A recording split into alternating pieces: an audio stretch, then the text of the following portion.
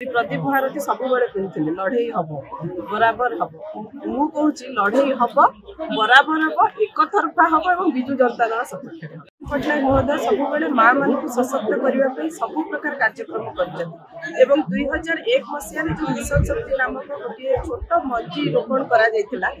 आज गोटे महाद्रुवर रूप नहीं आप देखुवे कंटाबाड़ पंचायत में मिशन शक्ति माँ मान गोटे स्वतंत्र सभागृह उद्घाटन करा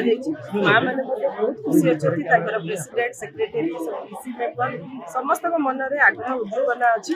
से माननीय मुख्यमंत्री नवीन पट्टनायक अशेष अशेष कृतज्ञता ज्ञापन कर